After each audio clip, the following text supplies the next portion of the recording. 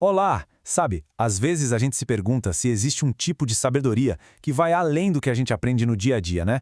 Pois hoje a gente vai mergulhar em uma fonte que fala exatamente sobre isso. Um tipo de sabedoria que, segundo o texto, vem direto de Deus e é organizada, olha só, em 4 princípios bem claros. E a fonte já começa nos jogando uma pergunta fundamental que vai guiar toda essa nossa exploração. Afinal, o que é essa tal de sabedoria divina? E mais importante, como é que alguém consegue receber essa sabedoria? Vamos ver o que o texto tem a nos dizer. Para responder essa questão, a fonte apresenta um caminho bem definido, em 4 passos. Primeiro, é preciso ouvir. Depois, é entender a natureza dessa sabedoria. O terceiro passo é uma decisão, aceitar o valor dela. E por fim, o mais importante talvez, praticar tudo isso. Então vamos começar pelo começo, pela base de tudo, os princípios de ouvir e entender.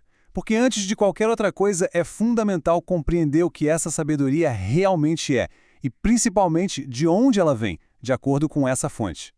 E o primeiro ponto que o texto destaca é, na verdade, bem surpreendente.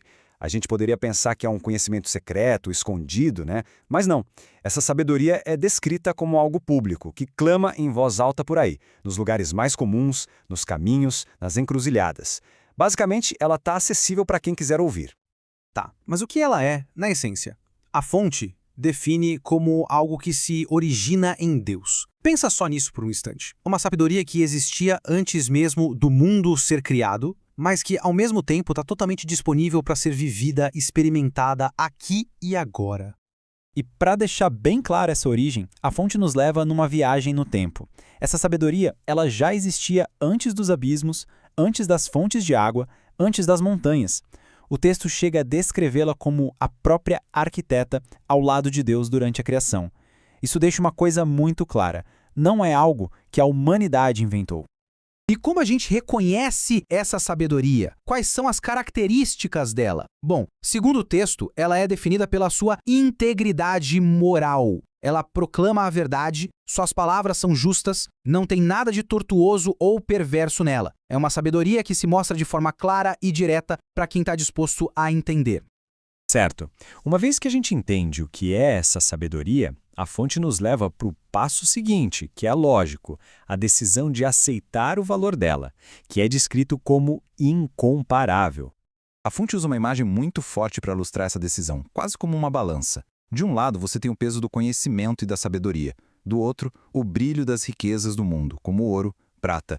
A pergunta que fica no ar é: qual dos dois pesa mais?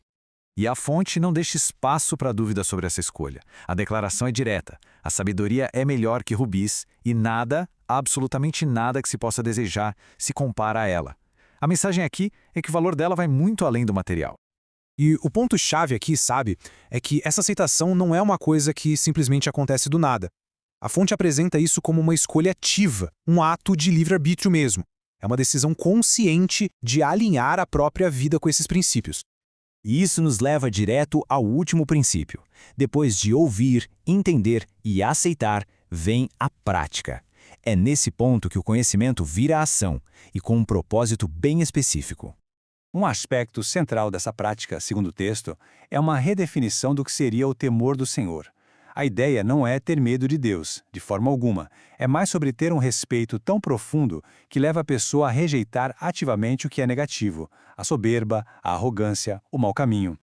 E para que praticar tudo isso? Qual o objetivo final? A fonte aponta para uma transformação interna, uma coisa profunda, uma renovação da mente. A ideia é que, ao mudar a forma de pensar, se torna possível experimentar e entender a vontade de Deus de um jeito muito mais claro.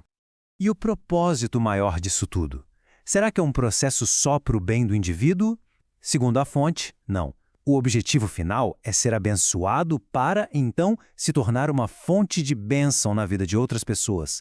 É algo que transborda. Bom, todos esses princípios, todo esse caminho, nos levam a um ponto final: a escolha. A fonte conclui tudo apresentando 2 caminhos bem distintos e as consequências definitivas de cada um. E a escolha é colocada de forma bem direta. De um lado, rejeitar a sabedoria, o texto descreve isso como um ato de violência contra a própria alma. Do outro lado, seguir os caminhos dela leva a uma vida abençoada, a encontrar o favor divino. E para não deixar nenhuma dúvida sobre o peso dessa escolha, a fonte termina com a sua afirmação mais forte, mais impactante. Todos os que me odeiam amam a morte. Uma conexão direta, sem rodeios. E assim, essa análise da fonte nos deixa com uma última questão, para a gente refletir. Uma pergunta que, no fundo, resume tudo o que foi dito. No final das contas, qual caminho essa sabedoria, do jeito que foi descrita, realmente ilumina?